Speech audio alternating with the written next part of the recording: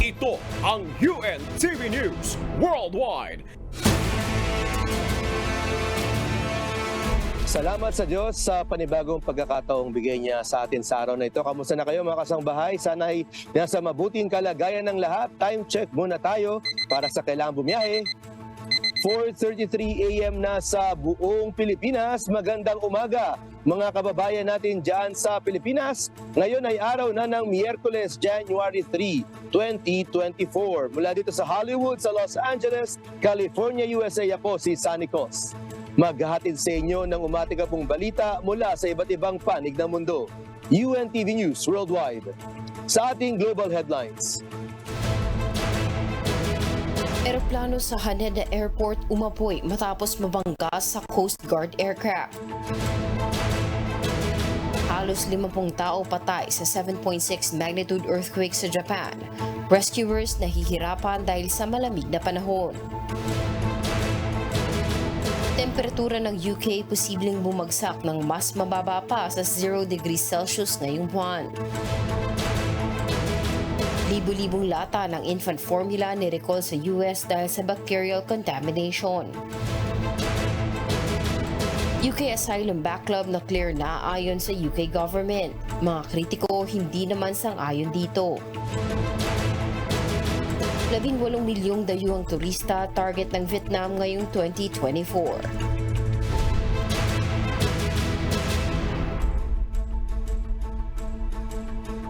Una sa ating mga umatigabong balita. Unahin natin ang bansang Japan. Umapoy ang isang eroplano sa Japan matapos nitong mabangga sa isang Coast Guard aircraft sa Haneda Airport sa Japan. Patuloy namang iniimbestigahan ang dahilan ng nangyaring banggaan. Ito ang umatigabong balita ni Nerissa Dando.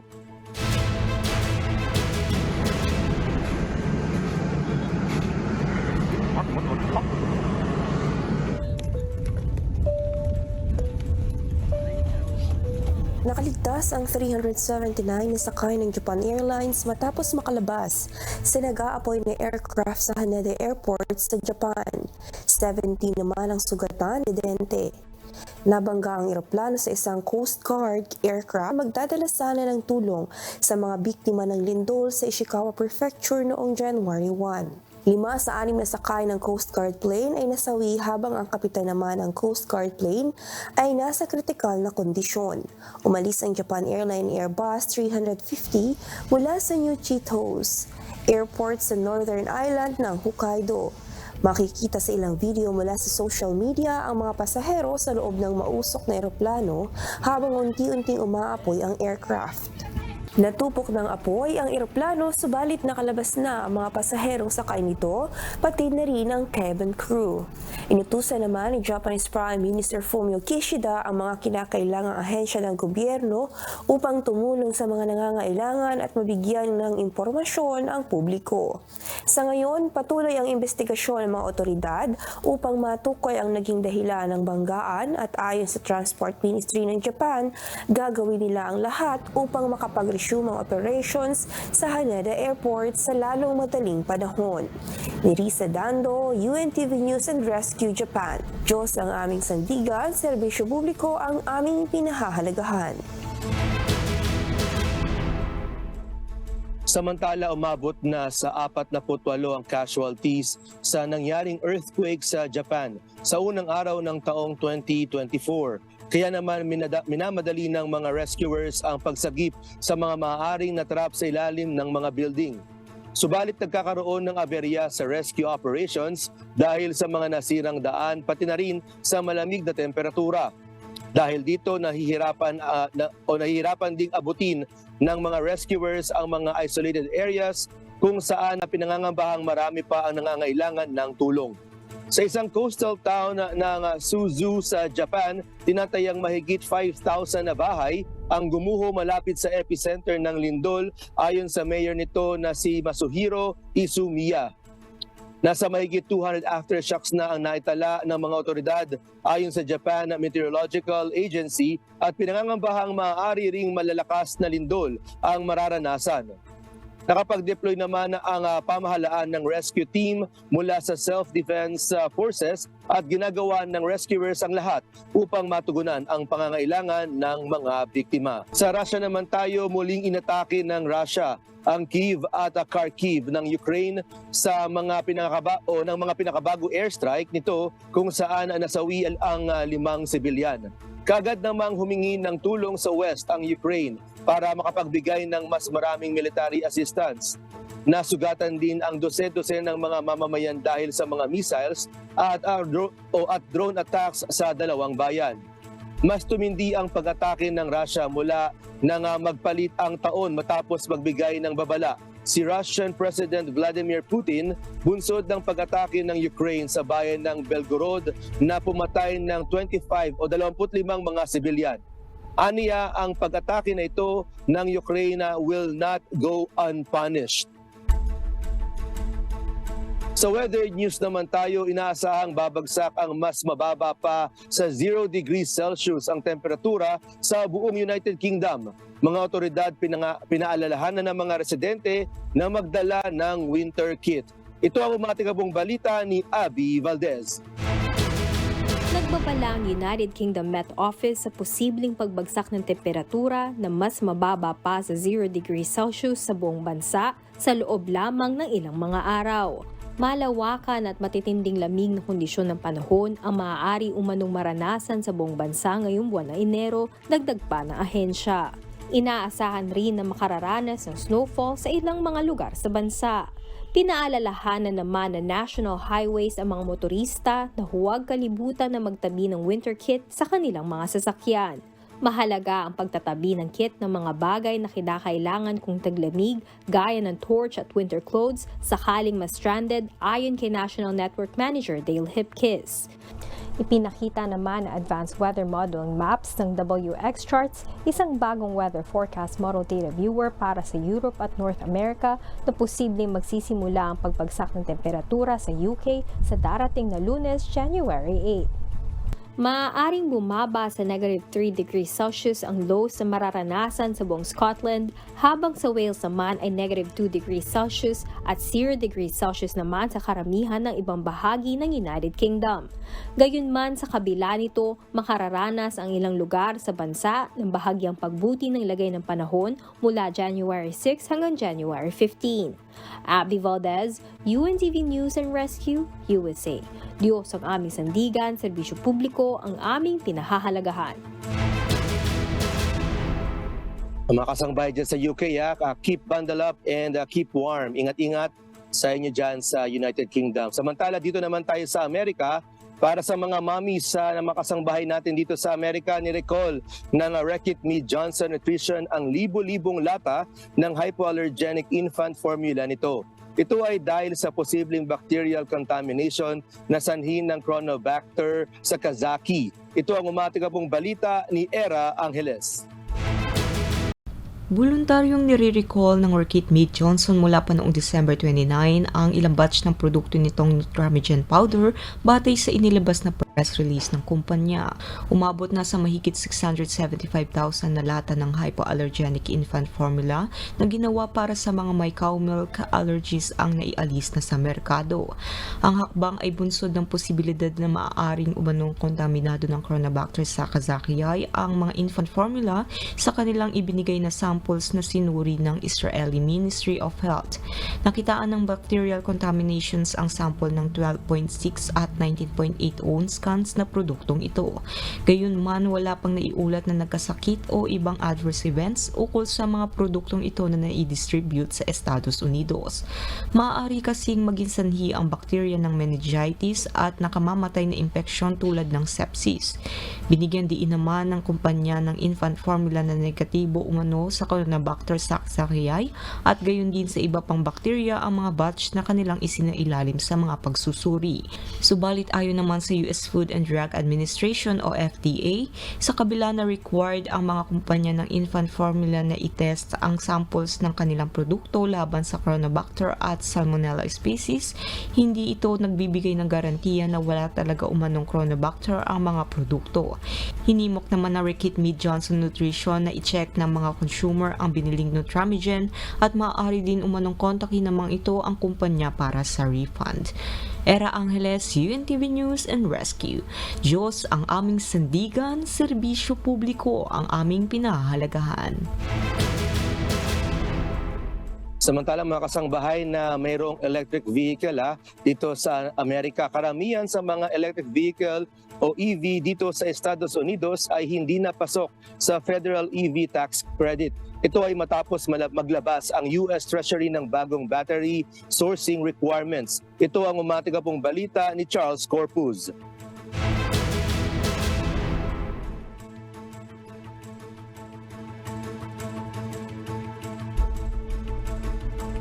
Maraming electric vehicles o EV sa Estados Unidos ang hindi na qualified sa ibinibigay ng bansa na tax credits.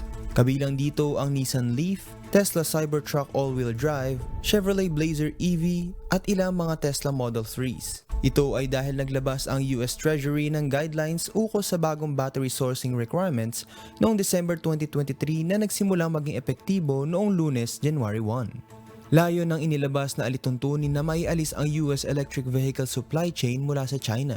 Nasa 19 na lamang ang mga sasakyan na qualified sa federal tax credits mula sa dating 43. Nagbibigay ng karapatan sa mga buyer ng sasakyan na mag-claim ng tax credit na aabot ng hanggang sa $7,500 o 417,000 pesos sa mga participating dealership na kanilang bibilhan ng sasakyan.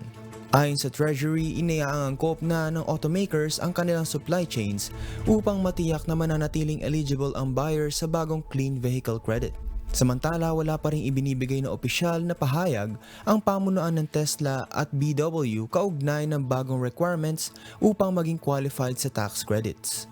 Charles Corpuz, UNTV News and Rescue. Diyos ang aming sandigan, serbisyo publiko ang aming pinahalagahan. Puntahan naman natin mga kasangbahay ang United Kingdom. Ipinahayag ng gobyerno ng United Kingdom na clear na ang asylum backlog sa bansa. Subalit hindi ito sinasang-ayunan ng mga kritiko at inakusahan ng gobyerno ng umano'y pagmamanipula ng mga numero. Ito ang umatigabong balita ni Gerard Moral. Libo-libong migrante ang nananatili sa mga hotel habang hinihintay ng mga ito ang desisyon sa status ng kanilang refugee claims. Isa sa pangunahing pangako ni UK Prime Minister Rishi Sunak ang pagpoproseso ng 92,000 legacy backlog asylum applications sa pagtatapos ng 2023. Bahagi ito ng 5 pangunahing prioridad na ibinalangkas ng Prime Minister noong Enero ng nakaraang taon. Ayon sa Home Office, naproseso na umano ang bawat aplikasyon ng sinumang aplikante na nagpasa bago ang January 28, 2022. Subalit ayon naman sa Labour Party, false umano o walang katotohanan ang pahayag na ito ng gobyerno. Ayon kay Immigration Minister Stephen Kinnock, mahigit 4,000 refugee claims pa ang hindi nareresolba habang nasa 17,000 asylum seekers naman ang inalis na lamang umano ng Tories mula sa legacy backlog. Batay naman sa press release ng Home Office, mahigit 112,000 na mga kaso ng asylum seekers ang naiproseso noong nakaraang taon. Nahigitan umano nito ang ipinangako ng Prime Minister. Sa kabila nito, naninindigan ang mga kritiko sa akusasyon ng mga ito na minanipula ng Downing Street ang statistics kaugnay ng legacy backlog ng refugee claims sa United Kingdom. Gerard Moral, UNTV News and Rescue. Diyos ang aming sandigan, serbisyo publiko ang aming pinahahalagahan. Sa Southeast Asia naman tayo mga kasangbahay, hindi na kakailanganin ng mga Chinese at Thai na magproseso ng kanilang visa upang makapasok sa bansa ng bawat isa sa darating na buwan ng Marso. Ito ay dahil kapwa na pagpasyahan ng dalawang bansa na i-waive na ang visa requirements ng mga ito para sa kanilang mamamayan. Ito ang umatikabong balita ni Axis Salem. Inanunsyo ni Prime Minister Sreta Thavisin noong Martes, January 2, na tuluyan ng tatalikuran ng China at Thailand ang visa requirements mula sa darating na buwan ng Marso para sa citizen ng bawat isa.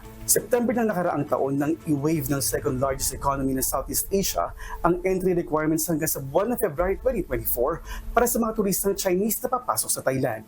Sa isang pahayag, sinabi ni Thai Prime Minister na i-upgrade dito ang relasyon sa pagitan ng dalawang bansa. Ayon sa Foreign Ministry ng China, kapwa isusulong ng China at Thailand ang people-to-people exchanges sa pamamagitan ng exemption sa visa requirements ng bawat isa.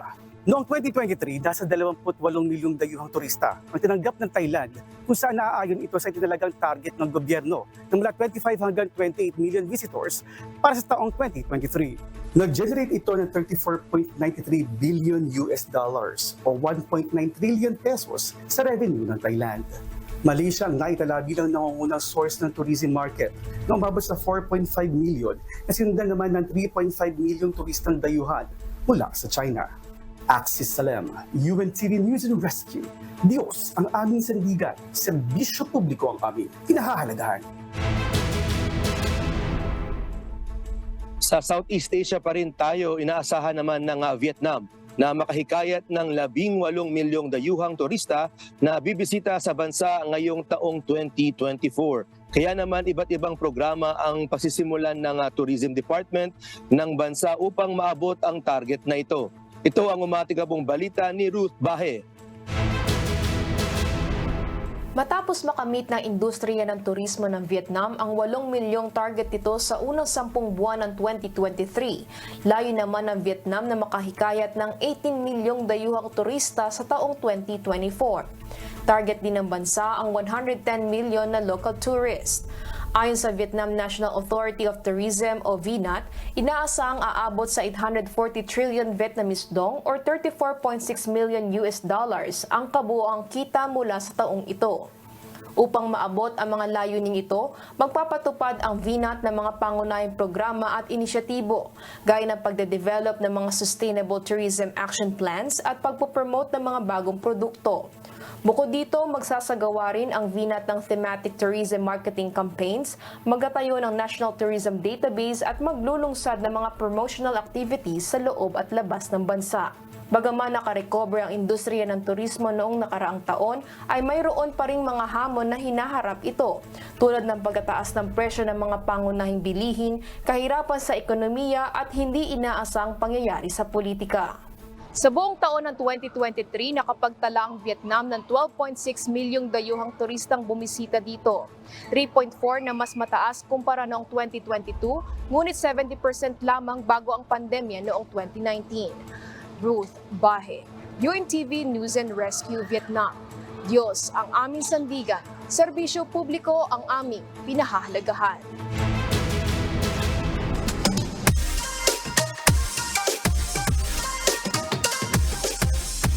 Yan, mukhang 2024 mga kasangbahay ang taon ng tourism sa iba't ibang bahagi ng mundo. Maging dito sa kung saan ako naroon sa Hollywood, dito sa USA. Pero ito na, mabilis talaga ang takbo ng oras mga kasangbahay dahil ito na ang di natin makakalimutan, ang pinakaabangan nating lahat. Pwede bang bumati? Siyempre, pwedeng-pwede. And harito ang pagbati ng ating kababayan. Ako po si Brad Topher Ada po, mula po dito sa Edmonton, Canada. Binabati ko po ang mahal kong may bahay na si Sis Lenlen, Ada family at ang lokal po ng Naik San Roque. Mahal ko po kayo mga kapatid, maraming salamat po sa Diyos. Ayan, ang pagbati ng ating kababayan mula dyan sa Edmonton, Canada. At binabati na rin natin mga kasangbahay. Siyempre, shoutout muna tayo dito sa mga taga Los Angeles. Lagi na nakatutok sa atin dito sa UNTV ang Arbis couple, si Brother Ronnie at Sis Eloy Arbis. Kamusta na kayo? Ganon din sila Erwin Azul at ang kanyang butihing may bahay na si Aurora. Taga dito rin sa Los Angeles. Kamusta na kayong lahat? At sila Lulu at Alex Camarce, si Brother Mike Capulong at ang lahat ng kasama niya dyan sa ating local choir ng Central Los Angeles. At ganon din, shout out tayo sa Paat family dyan naman sa Bakersfield sa California. At ang mga nanonood sa atin, mga kasangbahay, dito sa atin sa UNTV, syempre lagi na nating sinashoutout sa iba't ibang mga lugar natin, lalo na sa UNTV Channel 37, at sa Radyo La Verdad 1350 sa mga nakikinig sa atin sa bawat araw dito sa UNTV Channel 37 at sa Radyo La Verdad 1350. Ganon din sa ating mga taga-subaybay naman na nakikinig sa atin at nanonood sa ating social media, mga kasangbahay natin na sila Vivian Moneda, si Reneo Chamizo, sila Daniel Valdez, at ang Repolona family dyan sa Cavite, at ang iba pang mga kasangbahay natin na lagi nang nakatutok sa atin sa social media natin sa iba't ibang lugar sa Pilipinas, maging dito sa US at sa Canada. At ganoon din pagaling ginawa ng Panginoon ng ating kasangbahay at kasama natin si Marie Peñaranda. Meron siya ngayong sakit kasi kamusta na. Nakatutok pa rin siya ngayon. Pero pagaling ginawa sa sakit na COVID dahil kanyang pamilya ay merong sakit ngayon pati ang mga anak niya. Ganon din binabati na rin natin ang makasama naman natin dito sa UNTV natin sa Los Angeles at ang kanyang pamilya, si Klein Singka at ang kanyang mga pamilya, kanyang mga magulang, si Brother Armin, si Sister Irene at ang kanyang kapatid na si Clive Singka. Yan ang ating mga pagbati. Pero mga kasangbahay, tayo'y nagpapaalala din sa lahat, lalo na sa mga kasangbahay natin dito sa Amerika at sa Canada. Ngayon kasi mga kasangbahay sa Pilipinas, dito sa US at sa Canada ay winter season. Patuloy din ang nababanggit nga ng Kuya Daniel sa iba't ibang mga bahagi ng lugar. Meron pa ring mga flu, COVID at iba pang mga respiratory diseases. Dito man sa lugar namin sa Amerika at Canada, meron din na mga sakit ng COVID at iba't ibang mga respiratory illnesses dahil uso pa rin ngayong winter, lalo na ang flu. Kaya tayo nananawagan sa mga kasangbahay natin, patuloy na mag-iingat, mag-wear pa rin ng mask dahil ngayon ay tumataas dito sa US ang kaso ng flu, lalo na sa mga bata. Kanina lang kasama namin yung pamilya Concepcion, yung kanyang mga anak ay may mga sipon dahil sa flu na rin. Kaya ingat-ingat pa rin tayo sa atin na mga paglabas-labas at palakasin pa rin natin ang immune system natin at lagi na tayo ay maglakip ng panalangin sa ating Panginoong Diyos ng pag-iingat sa pamilya natin sa bawat araw. At sa ating mga kasangbahay, kung mayroon kayong hindi na napanood pa o nais ninyong balikan dito sa UNTV Worldwide, maaari niyo po itong balikan sa aming mga official social media account. I-like at i-follow lamang ang UNTV News and Rescue Facebook account at i-click ang subscribe button sa UNTV YouTube or UNTV and Rescue YouTube channel. Yan, mapapanood nyo rin ito sa iba pa o dito ang iba pang news programs ng UNTV, pati na ang iba pang video ng nag-iisang public service channel. Kaya wag nang atubili at wag madalawang isip.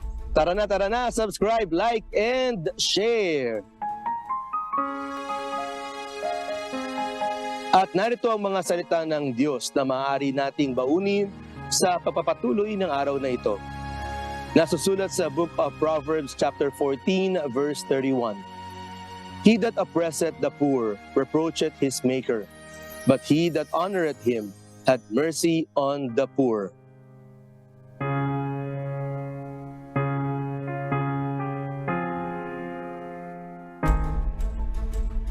Yan ang very timely na word of the day natin na sana lagi nating baunin sa ating mga kalooban at mai-apply natin sa pang-araw-araw nating pamumuhay para sa ating mga kapwa-tao. At yan po ang mga umatikabong balita sa iba't ibang panig ng mundo ngayong umaga ng Miyerkules, January 3, 2024. Susunod na ang programang Hataw Balita Pilipinas sa UNTV at sa UNTV Radyo La Verdad 1350. Sa ngalan ng lahat ng bumubuo ng UNTV News and Rescue at ng UNTV Radyo La Verdad 1350, mula rito sa Hollywood, Los Angeles, California, USA, ako si Sunny Cos.